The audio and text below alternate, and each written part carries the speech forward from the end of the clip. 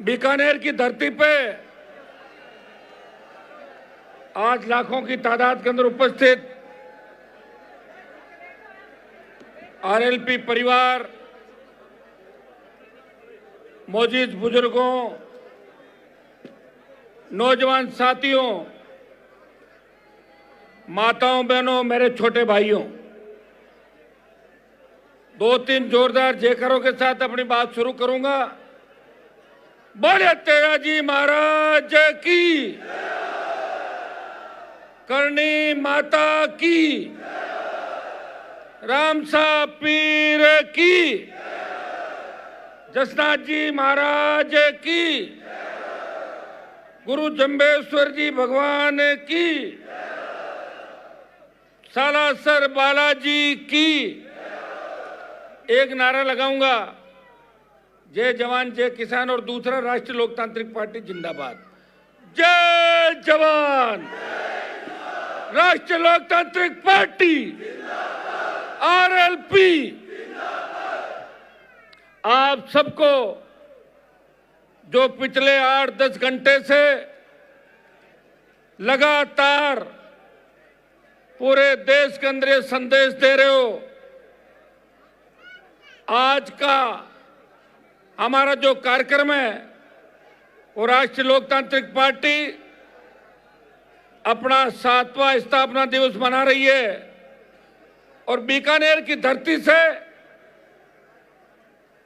जहां मैं चूरू, हनुमानगढ़, गंगानगर और बीकानेर के अंदर प्रेस के माध्यम से आपको आमंत्रित करने के लिए गया था, और भाइयों, मेरे आमंत्रण मात्र से आप लाखों की तादाद के अंदर ये आके आपने संदेश दे दिया कि हनुमान जी, अब आपको गांव-गांव, गली-गली जाने की आवश्यकता नहीं, आप आह्वान करें, पूरा राजस्थान आपके साथ खड़ा है।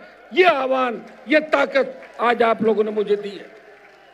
हमारे यहाँ पे आज हमारे लिए खुशी की बात है कि राष्ट्रीय लोकतांत्रिक पार्टी के परिवार के अंदर पहले हम जिनको तैयार करते थे वो हमें छोड़ के भाग रहे थे, लेकिन आपने देखा होगा आज कांग्रेस बीजेपी को बड़े झटके लगने शुरू हो गए हैं।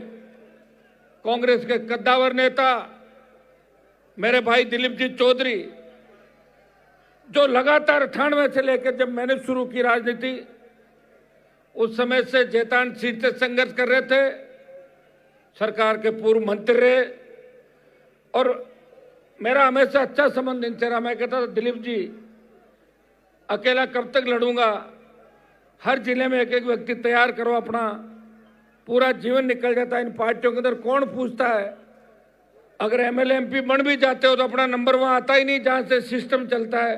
आज कांग्रेस के कितने नेताओं को राहुल प्रियंका जानते होंगे, और आज बीजेपी के कितने नेताओं को अमित शाह मोदी जानते होंगे? नहीं जानते ना, तो फिर समय खराब करने से फायदा नहीं। अपने लोग तकलीफ में, इनकी मदद करो और आप लोग आओ। मैं बधाई दूंगा दिलीप जी को कि आज वो हमारी पार्टी परिवार में शामिल हुए, और दिलीप जी से निश्चित रूप से हमें संगठन को आगे बढ़ाने में बहुत बड़ा बेनिफिट मिलेगा। और इनकी एक आदत है, ये गुस्सा नहीं करते, और हमें ऐसे आदमी भी चाहिए पार्टी के अंदर जो लोगों को बैठा के मुस्कुराते हुए बात करें। बधाई दिलीप जी आपको, बात से आप एक नई शुरुआत करने जा रहे हैं। दूसरे, हमारे एक दिक्कत है साहब कि हमारे गांव का आदमी जब अधिकारी बन जाता, विशेषकर हमारी जाति का, वो एक लगता है कि अनपढ़ जाट पढ़ा बराबर और पढ़ा जाट खुदा बराबर।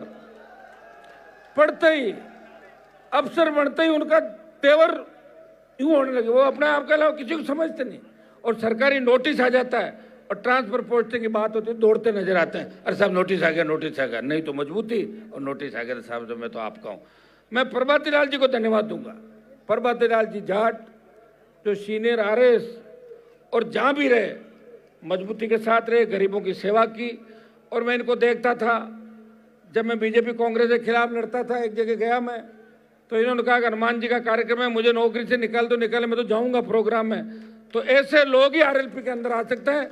मैं प्रभाती जी को बधाई दूंगा कि आप इस पार्टी में शामिल हुए, और अब अपने जितने भी अधिकारी राजस्थान के अंदर है, जो किसान के बेटे हैं, जो दुख तकलीफ के दौर से गुजरे हैं, लेकिन अच्छी पोस्टों पे जाने के बाद माल कमा गए बहुत से लोग, तो उनके दिमाग खराब हो रखे, उनके दिमाग आप ठीक करें उन लोगों के, अपने लोगों, और आज से ही लग जाए कि उनको धरातल पे नीचे लाएं। तुम किस खेत खलियान से निकले थे, किन गांव की गलियों से तुम्हारा बचपन गुजरा था, और किस तरह से पढ़ते थे, जेब में फीस नहीं थी, और आज गुड़गांव में फार्म है, जयपुर पे सिरसी रोड पे फार्म है, कालवाड़ में फार्म है, कहाँ से ले आए? और तुम कह रहे हो हनुमान तो ऐसे ही खराब हो रहा है। तुम कौन से आबाद हो रहे हो भाई? कहीं न कहीं जाके हाजिरी दे रही है। हनुमान ने तो पार्टी बनाई, दोनों पार्टियों का दिमाग ठीक किया। पिछली बार भारतीय जनता पार्टी मेरे दरवाजे पे खड़ी थी, बीजेपी को लात मारी, इस बार कांग्रेस दरवाजे पे खड़ी थी, फिर सांसद बना और फिर किसान के सम्मान की लड़ाई लड़ी। जब देश के किसानों को आवश्यकता पड़ी, जब उत्तर भारत के अंदर, जब हरियाणा पंजाब का किसान मेरे पास आया और बोला कि हरियाणा यूपी पंजाब के किसानों ने और किसान नेताओं ने राजस्थान के लोगों का साथ दिया, हनुमान जी हमारे नेताओं के जंग लग गई, आप मोदी की सत्ता को छोड़ो और किसान बिल वापस हो जाएंगे। मैंने कहा अगर हनुमान बेनीवाल के एनडीए छोड़ने से किसान कौम की जीत होती है, तो जिस तरह छोटा बच्चा बोल के ठोकर मारता है, मैंने सत्ता के ठोकर मारी और अपने भाइयों के साथ सड़क पर आके बैठ गया। भाइयों, इससे ज्यादा त्याग समर्पण इस देश के अंदर कोई नहीं कर सकता। किसान के बाद जब देश के अंदर जवान की बात आई, जब सेना को ठेके में दे दिया, इस देश के अंदर किसी पार्टी ने झंडे के साथ आंदोलन नहीं किया।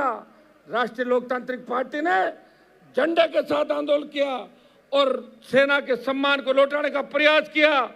जोधपुर में 2 लाख जवानों की रैली, ऑल पार्टी लोकसभा, उसके अंदर हमेशा मुझे लड़ता हुआ आप देखते हो। हर मुद्दे पे बोलता हूं कि अग्निवीर को समाप्त करो, दिल्ली को घेर लेंगे, और ये हमारे संघर्ष और हमारे जो हुंकार है उसका ही परिणाम है कि जब अग्निवीर आया था तो 25% को रख के 75 वापिस भेजने की बात थी।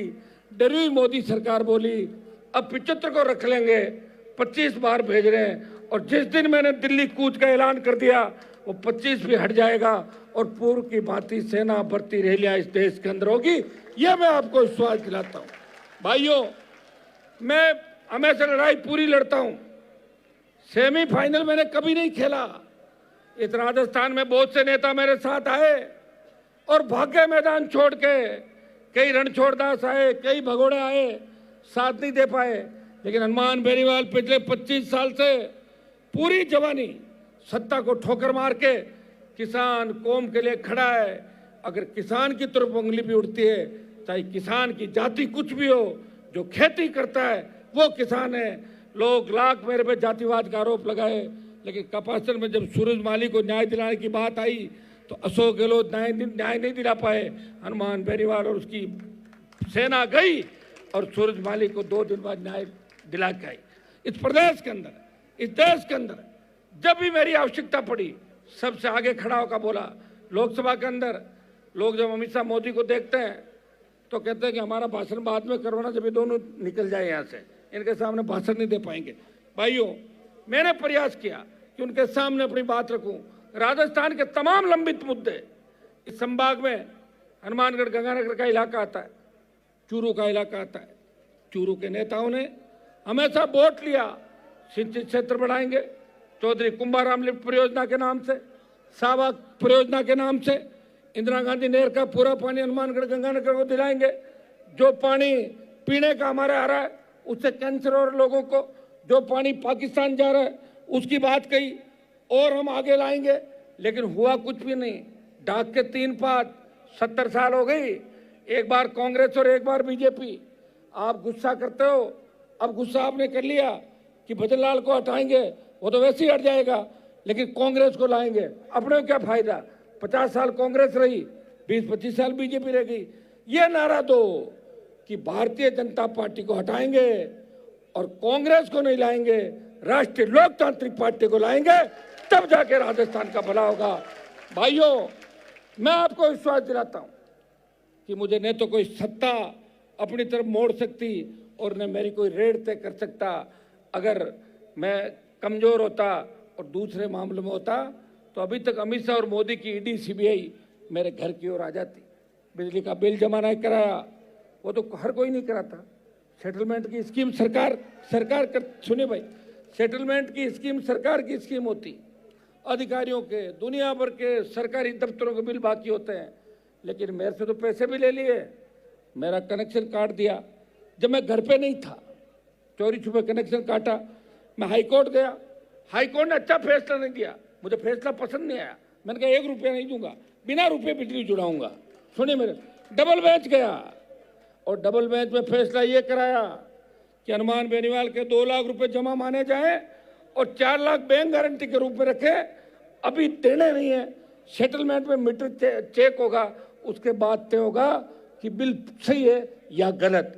देखिए लड़ाई लड़ी, हाँ ये सही है कि जनरेटर और हाई कोर्ट के अंदर वकीलों की फीस और जनरेटर का हिसाब करूं तो जितना बिल था उतना पैसा लग गया मेरा, तो लगी है। और क्या जनरेटर चला 3 महीने, जनरेटर कितना तेल खाता है, 24 घंटे में जोड़ लो, 3 लीटर प्रति घंटा जोड़ो, हो गया ना। लेकिन मेरी आदत है कि लड़ता फाइनल लड़ाई हूं।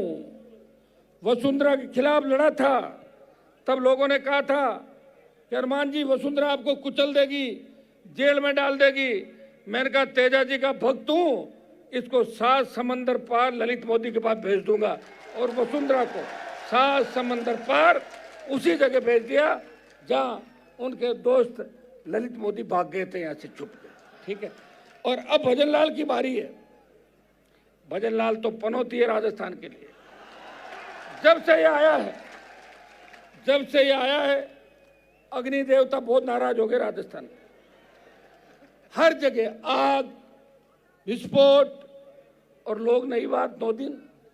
ये तो मीडिया का धन्यवाद दूंगा कि आप लोग समय समय पर दिखा रहे हैं। कल जो घटना हुई बस वाली, वो आप लोगों ने दिखाई, वहां सारा नेशनल मीडिया पहुंच गया था। अगर मीडिया नहीं दिखाए तो सोशल मीडिया पर तो अपने बच्चे तैयार हैं, लेकिन मीडिया की बहुत बड़ी ताकत देश के अंदर है। क्योंकि इस देश के अंदर जहां भी तीसरी ताकतें खड़ी हुई, मुझे याद है दिल्ली में आप पार्टी का 9 हज़ारे का आंदोलन, मीडिया ने ही उस आंदोलन को हवा दी और केजरीवाल दिल्ली के सीएम बने। दूसरे जहां जहां स्टेट आप देख लें, यूपी बिहार से लेके, अगर दलित की बेटी मायावती बनी, शेड्यूल कास्ट के साथ मुस्लिम आया, मीडिया ने साथ दिया। मुलायम सिंह यादव बने, मीडिया ने साथ दिया।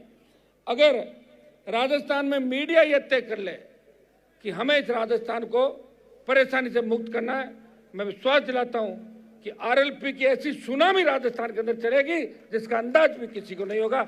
यह मैं मीडिया के चौथे स्तंभ को आह्वान करता हूं कि आप भी मेरे साथ उठ खड़े हो जाइए। नहीं तो ऐसा इंतजार नहीं करें जिस तरह राजस्थान में अपराध सर चढ़ के बोल रहा है। व्यापारी सुरक्षित नहीं, गया हनुमानगढ़ गंगानगर के अंदर, बोला 50 लाख की फिरौती कल मांगी, 1 करोड़ की मांगी। एक जना बोला मेरे से 20 लाख की मांगी तो मैंने 15 में। पुलिस वालों को कहा सौदा सेट कराओ, फिर पुलिस वाले बीच में पड़े एसपी वगैरह और 10 लाख में सौदा सेट करा दिया। पुलिस का भी धंधा बन गया, उनके भी बिजनेस हो जाता है। 20 मांगी, 15 में सौदा सेट कराया, 5 खुद खा गए और 10 करा दिए। ये धंधा पुलिस का राजस्थान का।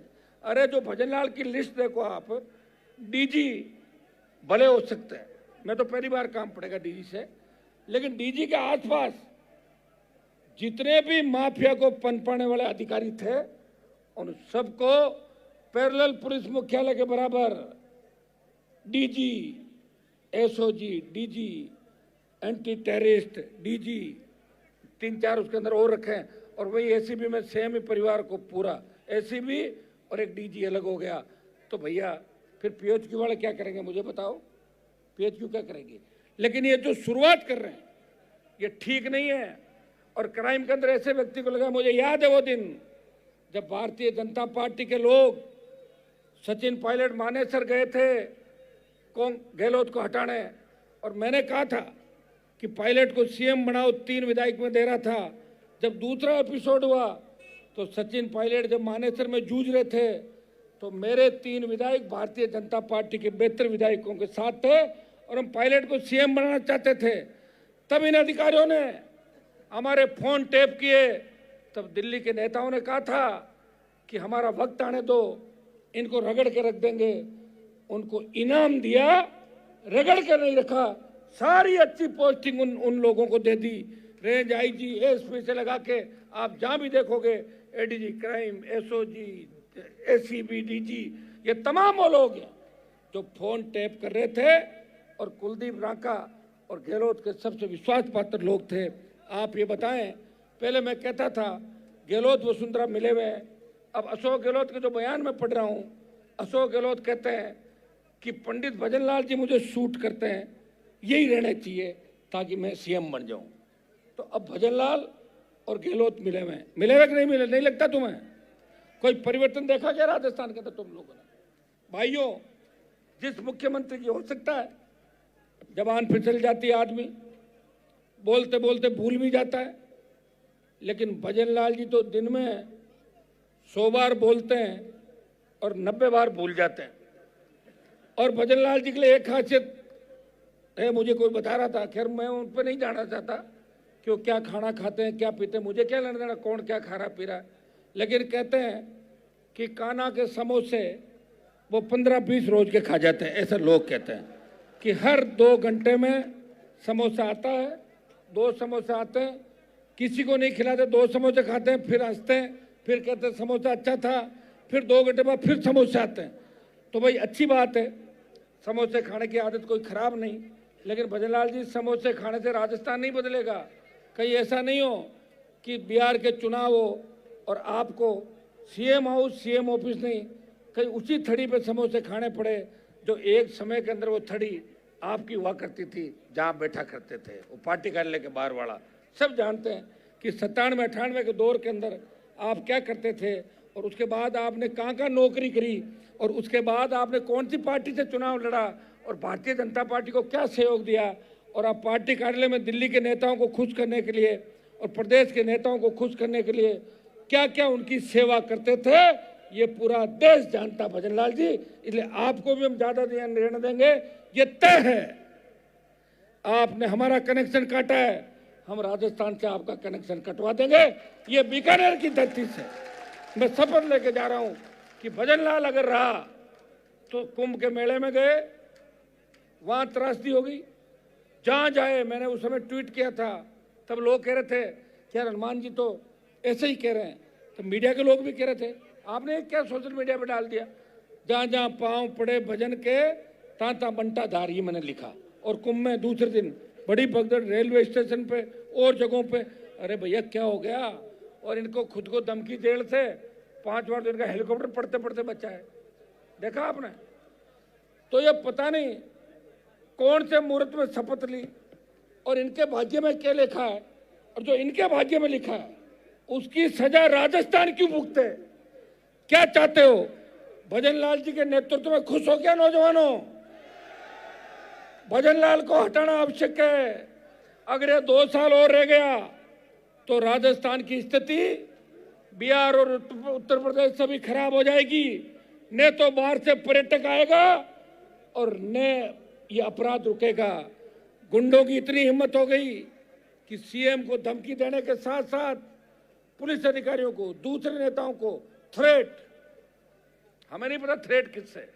मेरे पास डीजी का टेलीफोन है इंटेलिजेंस का, क्या आपको थ्रेट है? तो मैंने कहा थ्रेट है किससे वो तो बताओ। बोले वो बताने से झगड़ा हो जाएगा, तो मुझे बताओ, या फिर डराना चाहते हो कि हनुमान जी को डराएं कि आपको थ्रेट है और वो भजनलाल से बात कर लें? मैंने कहा उस समय मेरा जन्म नहीं हुआ, मुझे थ्रेट बताओ किससे हैं। ऐसे 50 लोग हैं राजस्थान के अंदर जिनके लिए गुंडे बदमाश जब पकड़े जाते हैं, शूटर पकड़े जाते हैं, पुलिस ले जाके इनको पीटती है, तब वो कहते हैं कि नागौर सांसद भी हमारे उस पर टारगेट पे है, वो फलाना भी हमारे रडार पे है, वो विधायक भी है, वो व्यापारी भी है। और राजस्थान अपराध में 1 नंबर पे आ गया देश के अंदर। और महिला उत्पीड़न और बेटियों के दुष्कर्म के मामले में 1 नंबर पे आ गया। कौन लाया 1 नंबर पे? मेरी सरकार नहीं थी, मैं विपक्ष में हूं, जहां भी बुलाते हो जाता हूं। और मैं एक कौम की बात नहीं करता, 36 कौम की बात करता हूं। याद करो 2016, 17, 18 के अंदर जब हुंकार रैलियां करी थी, शाहिद हनुमान बेनीवाल राजस्थान का पहला किसान का बेटा था, उसने कहा था कि आर्थिक आधार पे ब्राह्मण, बनिया, राजपूत और काइस्ट को भी आरक्षण मिलना चाहिए। दूसरे किसी नेता ने ऐसी बात नहीं करी। भाइयों, हम ये चाहते हैं कि गरीब व्यक्ति चाहे उसकी जाति कुछ भी हो, उसको अच्छी शिक्षा मिले, आरक्षण मिले, उसको उसका हक और अधिकार मिले। आज राजस्थान में क्या स्थितियां हो गई बताओ मुझे आप। घपले, घोटाले, लूट खसोट, ऐसा ही। एक मिनट बैठो सब लोग, एक मिनट बैठ जाओ सर, नीचे बैठो एक बार। क्या शपथ लोगे क्या जाके घर पे? भाइयों, आरपीएससी और एसआई भर्ती, इस पर ही आ जाओ। बीजेपी ने कहा हमारी सरकार आई पेपर लीक माफिया को पाताल से निकाल लेंगे, यह प्रधानमंत्री ने कहा, अमित शाह ने कहा, जेपी नड्डा ने कहा, लेकिन बदल गए सारे के सारे। और 127 दिन जो सड़क पर बैठ कर लड़ रहा था, जिसने जयपुर में 2 लाख जवानों की रैली करके संदेश दिया आ रहा हूं दिल्ली की तरफ, और 127 दिन बाद राजस्थान उच्च न्यायालय का फैसला हमारे पक्ष में आया और फर्जी थानेदारों की भर्ती रद्द हो गई और आरपीएससी पुनर्गठन के आदेश हो गए। तब भजन लाल ने कहा, इनके मंत्रियों ने कहा कि क्रेडिट हनुमान बेनीवाल ले जा रहा है, तो मंत्री आए मैं से लड़ने लग गए, बोले हमने रद्द कराई और हम अब इसकी अपील नहीं करेंगे, भर्ती को रद्द मान लिया जाए। भजन लाल ने भर्ती रद्द कराई, हमने एसआईटी बनाई, एसओजी को दी। और जब सुप्रीम कोर्ट के अंदर बच्चे डीबी ने यह कहा कि भर्ती रद्द नहीं होनी चाहिए, तो बच्चे सुप्रीम कोर्ट गए और सुप्रीम कोर्ट के अंदर भजन लाल सरकार जाके बोली साहब भर्ती रद्द होनी चाहिए। आप बताइए कितना बड़ा दोगलापन, कथनी और करनी के अंदर इतना अंतर। ये राजस्थान राम भरोसे, मैं पहले वसुंधरा के राज को पोपाबाई का राज कहता था, लेकिन मुझे लगता है वो 98% पोपाबाई का राज था। ये असली पोपाबाई का राज इस भजन लाल का राज पोपाबाई का राज है। पोपाबाई के राज के अंदर क्या था? पोपाबाई का राज लोगों को पूछो, पोपाबाई के राज में ये था, पोपाबाई दारू पी के सो जाती थी 8-7 बजे और लोग रुलते रहते थे राजस्थान। भजन लाल शराब तो नहीं पीता होगा, वो तो कमी वसुंधरा जी ने पूरी कर ली थी। 8 PM नो CM का नारा हमने दिया था, लेकिन ये समोसे खा के 10 बार समोसे खाता नींद आ जाती है। 7 बजे टारगेट और रडार पे समोसा, इनके रडार पे समोसा और कुछ भी नहीं राजस्थान के अंदर। तो भाइयों, ऐसे व्यक्ति से राजस्थान की सुरक्षा की अपेक्षा नहीं की जा सकती। आपको उठ खड़ा होना होगा। बीकानेर के अंदर पार्टी का स्थापना दिवस है और हम कोई जन आंदोलन नहीं कर रहे हैं, लेकिन अगली रैली मेवाड़ की धरती पे होगी।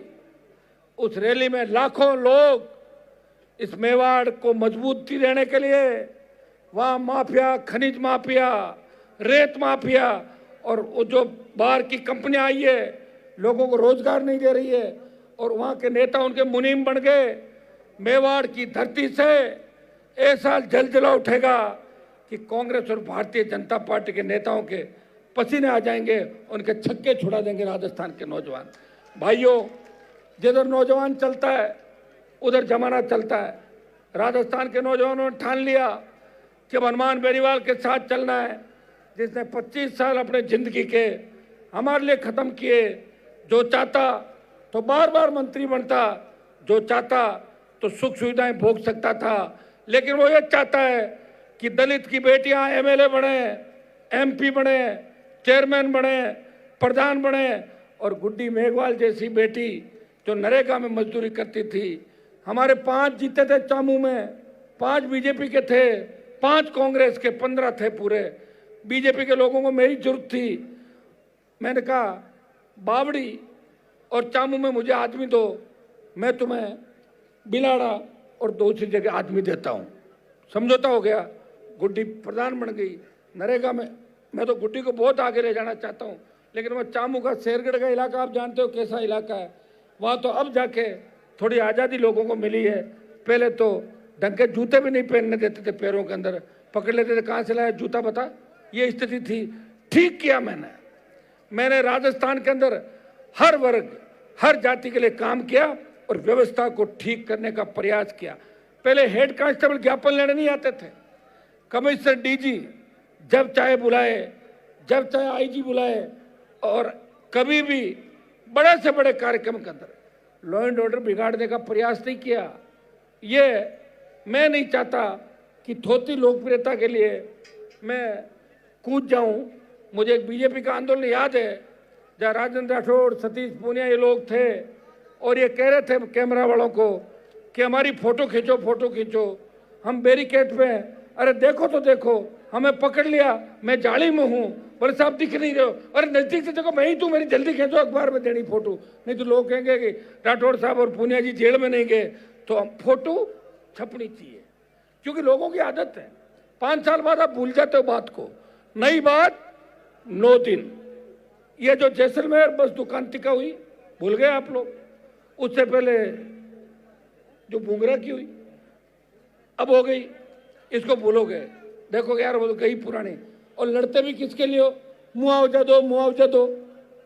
लड़ाई लड़ते हो, 3 दिन में थक जाते हो, साहब थक गए, बॉडी ले जा रहे हैं, अब फिर भी लड़ रहे हैं आपके लिए, समझ गए आप। अभी कुचामण के अंदर तो रमेश रुलाने का मामला हुआ, मंत्री थाने पे बैठ गए, जाके हॉस्पिटल में बैठ गए। हनुमान जी कांड से पहले पहले सेटलमेंट करो। भजन लाल कह रहा है कि हनुमान वहाँ नहीं आना चाहिए। कि राजस्थान भजन लाल का क्या पूरा, ये सड़कें उसकी थोड़ी है। भजन लाल जब नहीं था तभी मैं ऐसे ही घूम रहा था, और गहलोत के बेटे को हरा के उसको भी ठीक किया, वसुंधरा को भी ठीक किया, और भजन लाल को भी मैं ही ठीक करूंगा राजस्थान के अंदर। ये अच्छी तरह आपको संदेश देना चाहता हूं। कमर कस लो, तैयार हो जाओ, आवश्यकता पड़ी राजधानी में घुस जाएंगे, सचिवालय में घुस जाएंगे, लेकिन इस तरह किसान जवान को बर्बाद होते हुए नहीं देख सकते। तैयार हो, दिल्ली भी चलना पड़ सकता है। अग्निवीर का 25% हिसाब किताब बाकी है। अमित शाह, मोदी डर तो गए, लेकिन अभी पूरा अग्निवीर समाप्त नहीं किया। तो भाइयों, ये तैयारी भी आप कर लो। आज 7 संकल्प हमारे हैं 7 साल के, कि आगामी 3 साल में हम इन 7 संकल्पों के साथ राष्ट्रीय लोकतांत्रिक पार्टी परिवार को आगे बढ़ाने के साथ राजस्थान के आम आवाम 36 कौम की सेवा करना चाहते हैं। वो 7 संकल्प मैं आपको पढ़ के सुनाऊंगा। भाइयों, आरएलपी का जब गठन हुआ तब जय जवान जय किसान के नारे के साथ गठन हुआ था। मैंने कहा था जब भी आवश्यकता पड़ेगी सत्ता छोड़ के सड़क पर आ जाऊंगा। जब देश की पहलवान बेटियां तकलीफ में थी, मुझे दिल्ली में चुनाव नहीं लड़ना था, हरियाणा में चुनाव नहीं लड़ना था, लेकिन जब बेटियों ने कहा कि हमारे कोई भाई नहीं है क्या, कोई नहीं आ रहा है, मैंने कहा आपका भाई राजस्थान की धरती से आएगा और उस बाहुबली का इलाज करेगा। गया और बाहुबली को लोकसभा में आने का मौका नहीं मिला। हो सकता है उनका बेटा आ गया होगा, उनको फ्री कर दिया। अब रील बनाओ दूसरी गाड़ियों के सामने जाके। भाइयों, जो भी काम हाथ में लिया, प्रयास यही किया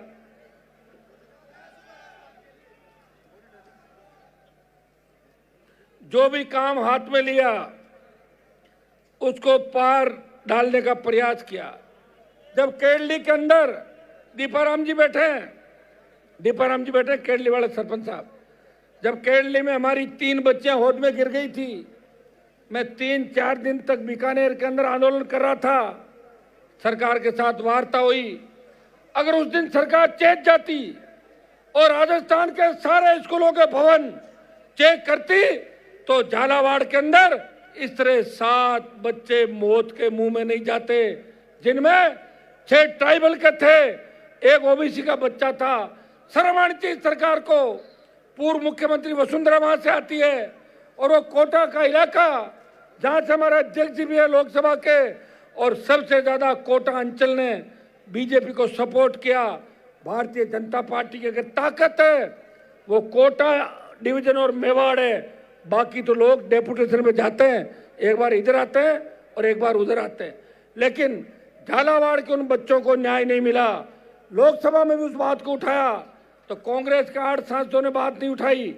हनुमान बेनीवाल ने डूंगरपुर बांसवाड़ा के सांसद और नगीना के सांसद को साथ लेके बेल में घुसा, नारेबाजी की, लोकसभा को स्थगित कराया और मोदी को संदेश दिया उन बच्चों के परिवारों को न्याय मिलना चाहिए। भाइयों, अगर आप अपने अधिकारों के लिए नहीं लड़ोगे, कौन लड़ेगा बताओ मुझे। हर गांव में चले जाओ, आपकी एलटी लाइन, 11 केवी की लाइन, सारे तार नीचे, कभी भी हादसा हो सकता है। बारातें निकलती है, हमें घोड़ी पर बैठा कर आप जुलूस निकाल तो डर लगता है कि जल्दी चलो कि तार छू लेगा, पड़ जाएगा। जिस तरह के भवन, जिस तरह के कार्यालय, जिस तरह के हालात, या आपके प्रदेश के अंदर बताओ खाद की कितनी बड़ी किल्लत रही। मैं कृषि मंत्री जी को पूछना चाहता हूं, बड़े छापे मारे आपने बीकानेर, हनुमानगढ़, गंगानगर के अंदर, कितने लोगों को जेल में डाल दिया। बताओ, आपके चक्कर में लोग ये समझ नहीं पाए नकली खाद कौन सा, असली खाद कौन सा। किसानों ने खाद ही नहीं डाला। और अब एमएसपी खरीद की क्या स्थिति है, बंद कर दिया आपने, नहीं खरीद रहे हो। 25 क्विंटल का राइडर हटा के 40 क्विंटल किया। न मूंग खरीद रहे हो, न मूंगफली खरीद रहे हो। मूंगफली खरीद का बड़ा घोटाला इस बीकानेर जिले के अंदर हुआ। खेत का मालिक कोई, टोकन कहीं का, और पैसा कहीं जा रहा मूंगफली खरीद के अंदर। करोड़ों अरबों रुपए का घोटाला हुआ। फसल बीमा जो हम करवाते हैं, प्रीमियम ले लेती है कंपनियां और वापस क्लेम नहीं देती। क्लेम के लिए किसान को सड़कों पर बैठना पड़ता है। और जिस तरह हमारे नेता बड़ी कंपनियों के मुनीम बन गए, हमारी जमीनें जा रही है, कई एक्सप्रेसवे निकल रहा है, कई रेलवे लाइन निकल रही है, कई सोलर प्लांट आ रहे हैं, खेजड़ियां काटी जा रही है, पर्यावरण का सत्यानाश हो रहा है। एमएलए एमपी 2 दिन बोलते हैं और तीसरे दिन उन कंपनी वालों के साथ मिलके और कोई गाड़ी खरीद लेते हैं या गाड़ी गिफ्ट ले लेते हैं। ये हालात राजस्थान के हैं। भाइयों, अभी समय, उठ खड़े हो जाओ। दिल्ली के अंदर जब यूपी बिहार के सांसद मुझसे पूछते हैं, हनुमान जी हमारे यहाँ तो फर्जी डिग्री बंद हो गई, आपको वहाँ डिग्रियाँ मिल रही है, हमारा एक बच्चा पास नहीं हो रहा है, उसको डिग्री दिला दो या नौकरी दिला दो। कितना बड़ा अपमान राजस्थान का हो रहा है। कौन इस राजस्थान के अपमान का बदला लेगा? कौन इस राजस्थान के माथे पे जो महिला उत्पीड़न अपराध का कलंक लगा है, कौन इसका बदला लेगा? मुझे लग रहा है लोगों का खून पानी हो गया, नेताओं का खून पानी हो गया, सिवाय एमएलए, मंत्री और सेठों की गुलामी और कंपनियों में कारोबार। आपकी जमीनें चली जाएगी। पंजाब में डीएलसी और राजस्थान के अंदर डीएलसी का कितना अंतर है। भारतमाला बना दी आपने, हाई बॉर्डर की रोडें निकाल दी, हमें कोई फायदा नहीं हुआ। हमारी जमीनें चली गई, बर्बाद हो गए, लोगों को लाख रुपए बीघा के भी नहीं मिले। कौन सुनवाई करेगा? मैं आपको विश्वास दिलाता हूं कि हनुमान बेनीवाल अंतिम दम तक, जहां इस राजस्थान के किसान जवान का पसीना बहेगा, वहां खून देके भी उसके पसीने की कीमत चुकाएगा। यह मैं विश्वास आपको दिलाता हूं। भाइयों, मैं धन्यवाद दूंगा मेरे दोनों पूर्व विधायक, खींवसर के पूर्व विधायक छोटे भाई नारायण, मेड़ता की पूर्व विधायक इंदिरा बावरी, जो तीनों विधानसभा के अंदर भोपालगढ़ वाले चले गए थे, तीनों विधानसभा में लड़ते थे, अभी पूरी ताकत के साथ लड़े हुए। हमारे प्रधान बावड़ी के भाई राजू राम, गुड्डी देवी और श्रवण, जो नागौर के हमारे प्रधान हैं, श्रवण मेघवाल, इनका भाषण रह गया था, अगली रैली में करवा देंगे। अब रैलियाँ ही करनी है अपने को 3 साल। और उप प्रधान संपत बिलाड़ा से, राम सिंह बागड़िया खींवसर से, खड़ा हो भाई राम सिंह की तो फाइटिंग करते हुए फोटो आई होगी, देखा आपने? हाँ, ये अच्छा फाइटर है राम सिंह। और लक्ष्मण जी हो गए हमारे उप प्रधान चामू से। और सुभाष कंदोई हमारी म्यूनसिपलिटी का चेयरमैन है राजस्थान में एकमात्र। भाइयों, दिलीप जी आ गए, प्रभाती लाल जी आ गए, बहुत से सरपंचों ने, सीताराम जी नाइक हमारे बैठे, देखिए पूरी अनिल बारू ये टीम बैठी है, शेड्यूल कास्ट की, शेड्यूल ट्राइब की। ये नेम सिंह जी हमारे आगरा से राष्ट्रीय सचिव है पार्टी के। अभी लेट हो रहे थे, अंधेरा हो रहा है, आप भी परेशान हो रहे हो, मन ही मन सोच रहे हो कब माइक छोड़े और कब घर जाएं। आप इस तरह मत करो। आप ये सोचो कि हनुमान जी जब तक घर नहीं पहुंचे तब तक आराम से हम घर जा सकते हैं। और मैं जब पूरी रातें मैंने मेरी 25 साल बिताए, वो बच्चों ने बात करी, आपसे देखा बच्चों का। तो भाइयों, इतना ही विश्वास आपको दिलाता हूं, मिलके लड़ेंगे, जीत हासिल करेंगे। पंचायत चुनाव लड़ने कि नहीं लड़ने हैं? हनुमानगढ़ से कितने लोग आए? हनुमानगढ़ जिले से आवाज करो, देखे एक बार, थोड़ी सी कम है आवाज। गंगानगर से, वो तो सेम ही बोल रहे हो, वहीं से, उसी कोण उधर से आ रही हो। चूरू जिले से बताओ, एक मिनट रुको। और बीकानेर, तो बीकानेर आ गया 80% तो अकेला। और नागौर, वो तो ओ इसलिए कर रहे हो ना, मैं नागौर का हूं इसलिए ओ, ठीक है। और जोधपुर, सही सही करो, जो झूठ मत करो। बाड़मेर, बाड़मेर, बाड़मेर वाले पहुंच जाते हैं, वो तेल निकल गया ना बाड़मेर में, सब उद्योगपति हो गए तेल निकलने से। अब आप देखिए भगवान की कृपा राजस्थान में कितनी होगी। नेता चाहे बेईमानी करे लेकिन ईश्वर हमारे पे राजी है। नागौर में लिथियम के भंडार निकल गए, बहुत बड़ी तादाद में लिथियम आ रहा है नागौर के अंदर, टंगस्टन के साथ लिथियम। बांसवाड़ा में सोना निकल रहा है, कहीं तांबा आ रहा है, granite, marble, tungsten, gypsum, China clay. ये जिप्सम बीकानेर का सारा अवैध खोद दिया नेताओं ने। लेकिन मैं आपको विश्वास दिलाता हूं, सूद सही हिसाब किताब करेंगे, आपका आने वाला समय आपका होगा।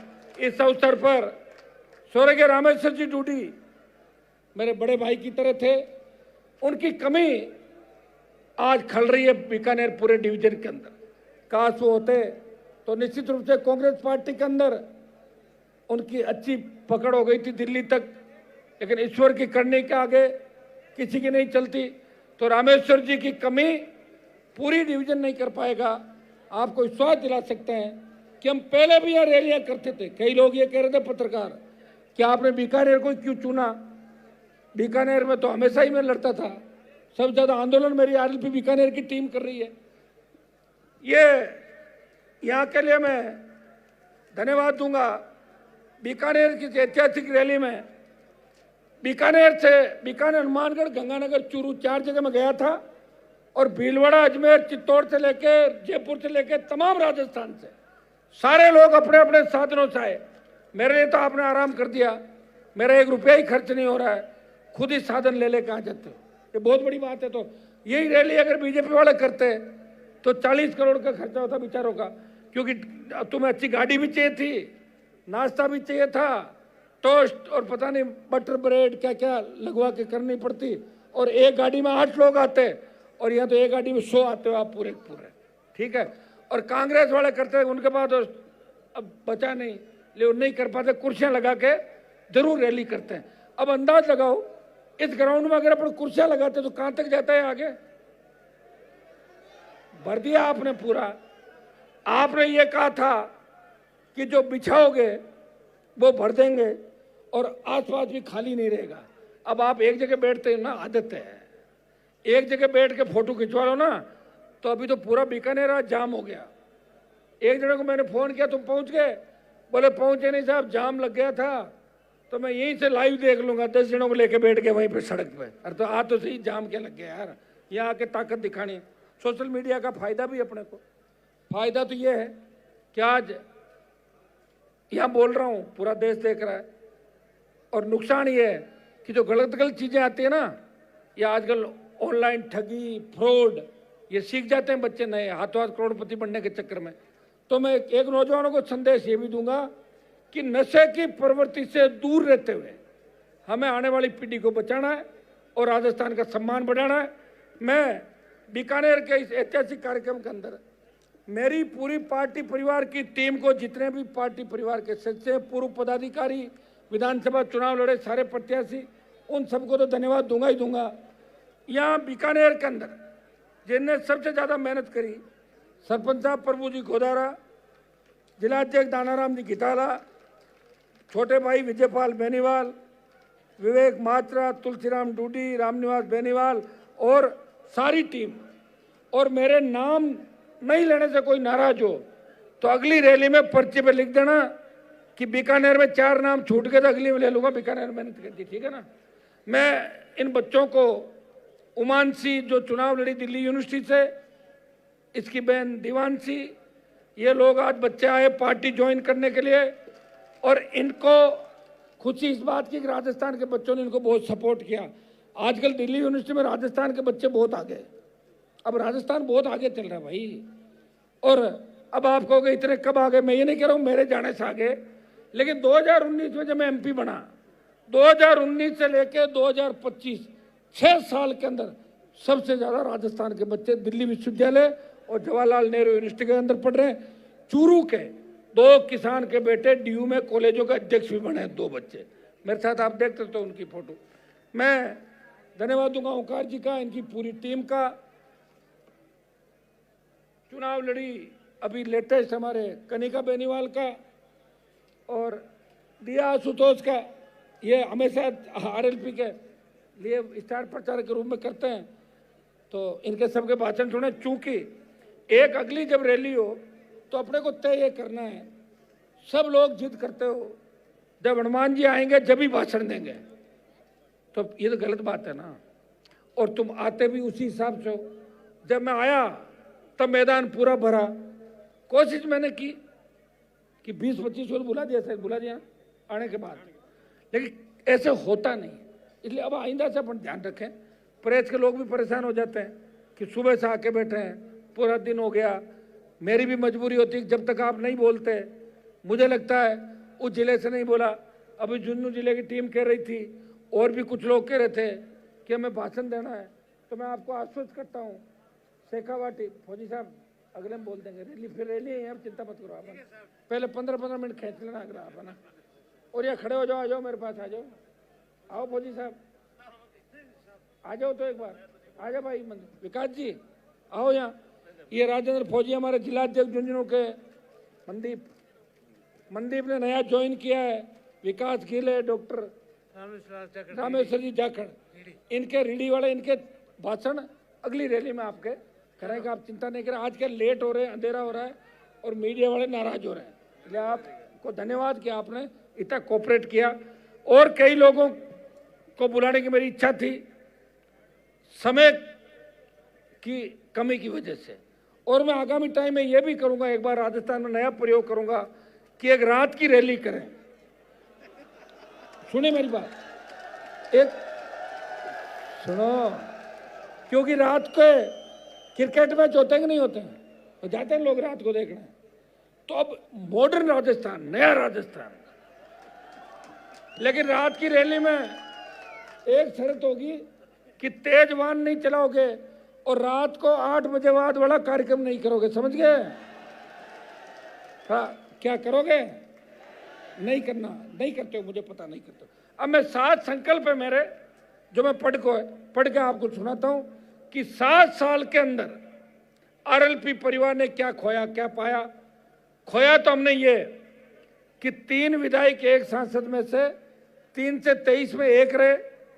जब किसानों के लिए सत्ता छोड़ी फिर भी समझ नहीं आई, 1 लाख वोट बढ़ा, 5 प्रधान, 1 म्यूनसिपलिटी का चेयरमैन, 3 से 0 पे आ गए। ये तो हमने खोया, लेकिन पाया ये कि देश में सबसे ज्यादा नौजवानों का प्यार मुझे मिला, ये पाया देश के अंदर। हमारा पहला संकल्प है, रुके भाई, अन्नदाता किसानों की उन्नति और आत्मनिर्भर कृषि तथा कर्ज माफी का संकल्प। किसान की मेहनत का उचित मूल्य और सुरक्षा सुनिश्चित करना, फसल बीमा, एमएसपी, सिंचाई, बिजली, खाद खरीद व्यवस्था, पारदर्शिता, किसान को सरकारी दयानी अधिकार मिले और किसान का संपूर्ण कर्जा माफ हो। यह पहला संकल्प हमारा, 3 साल इसी के लिए लड़ेंगे सड़क पे। दूसरा संकल्प, युवाओं को अवसर और रोजगार का संकल्प।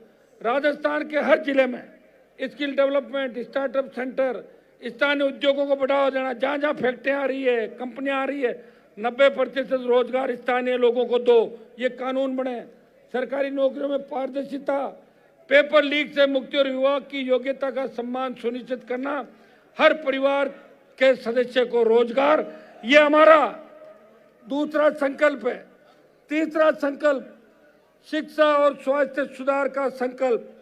सरकारी स्कूलों और कॉलेजों को आधुनिक तकनीक से सशक्त बनाना, हर नागरिक के लिए सस्ती व सुलभ स्वास्थ्य सुविधाएं सुनिश्चित करना, पढ़ा लिखा और स्वस्थ राजस्थान, यही लक्ष्य रहेगा। सरकारी स्कूल में पढ़ने वाले बच्चों के स्वास्थ्य की जांच, आज 40% बच्चों की आंखें खराब हो रही है, कईयों की ज़्यादा खराब हो रही है, कईयों की कम है। तो अगर खराब है उनको ठीक कराया जाए, चश्मों की आवश्यकता है तो अच्छे स्टैंडर्ड के चश्मे बच्चों में वितरित किए जाए। जब वो देख ही नहीं पाएगा तो आगे कैसे बढ़ेगा। ये हमारा तीसरा संकल्प है। चौथा संकल्प भ्रष्टाचार मुक्त और जवाबदेह शासन का संकल्प।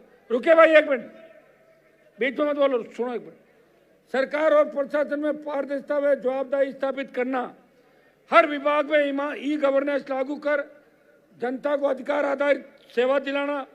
राजस्थान की सरकार जनता की निगरानी में यही सोच, राजस्थान की जनता की निगरानी में यही सोच होगी। मंत्रियों और अफसरों के भ्रष्टाचार से मुक्ति का संकल्प और सशक्त लोकायुक्त।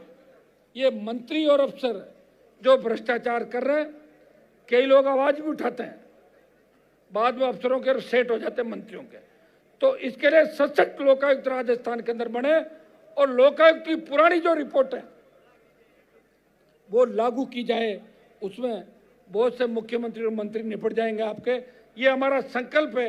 ये हर आंदोलन के अंदर हम प्रयास करेंगे कि भ्रष्टाचार मुक्त राजस्थान हो। महिला सशक्तिकरण और सुरक्षा का संकल्प जो सबसे महत्वपूर्ण है। आज हमारी बेटियां सुरक्षित नहीं है।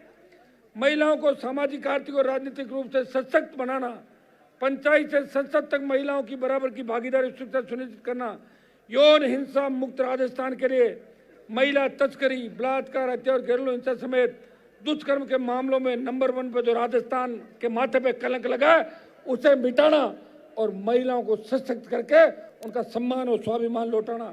ये हमारा चौथा, पांचवा संकल्प है। छठा संकल्प सामाजिक न्याय और सभी समाजों का समान अवसर का संकल्प। प्रत्येक समाज के हर वर्ग को समान अवसर देंगे, चाहे वो दलित हो, अल्पसंख्यक हो, किसान हो या छत्तीस कौम का समान सर्व समाज का व्यक्ति है, उसको समान अवसर मिलना चाहिए। ये हमारा छठा और सातवां संकल्प राजस्थान को अपराध व नशा मुक्त करने का संकल्प। भाइयों, राजस्थान में ऐसा कानून लाएंगे कि अपराधियों को एक निश्चित समय सीमा में कठोर सजा हो तथा नशे के कारोबार के खिलाफ कठोर कार्रवाई करके नशा उत्पादन करने वाले लोगों से लेके नशे का जो रैकेट है उसकी कमर कैसे तोड़ी जाए ये सुनिश्चित करें और प्रत्येक पकड़े जाने वाले व्यक्ति की जमानत नहीं हो यह भी सुनिश्चित करे सरकार। यह चाहे आम आदमी हो या खास, सभी खतरे में। गैंगस्टर राजस्थान में सक्रिय हैं, व्यापारियों से उगाही कर रहे हैं, नहीं देने पर हत्या। बढ़ता अपराध खत्म करना है। हमारी बहन बेटियां रात को 12 बजे निकले, मजाले को सामने देख ले, ऐसी स्थिति हम राजस्थान के अंदर करेंगे। भाइयों, ये 7 संकल्प जो राजस्थान में ऐसी घटनाएं हो रही है, इनमें सुरक्षित राजस्थान का हम संकल्प लेते हैं। और इन 7 संकल्पों के साथ मैं राजस्थान के मेरे भाइयों को, सबको, जवानों, किसानों को आश्वस्त करना चाहता हूं कि हनुमान बेनीवाल आपके लिए आखिरी दम तक लड़ेगा, नए राजस्थान का निर्माण करेगा। कांग्रेस और भारतीय जनता पार्टी ने जिस तरह घपले घोटाले किए, जिस तरह बड़े मगरमच्छ पकड़ने की बात बीजेपी कर रही है, लेकिन लोग उनको मुंह पे ही मगरमच्छ कह रहे हैं, ये भारतीय जनता पार्टी के लोग कुछ नहीं कर रहे हैं। इसलिए एक सांपनाथ है, दूसरा नागनाथ है।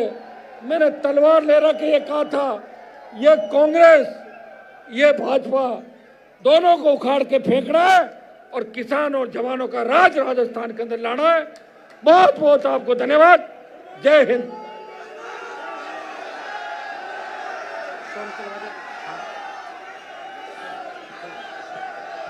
बहुत बहुत धन्यवाद नेताजी का।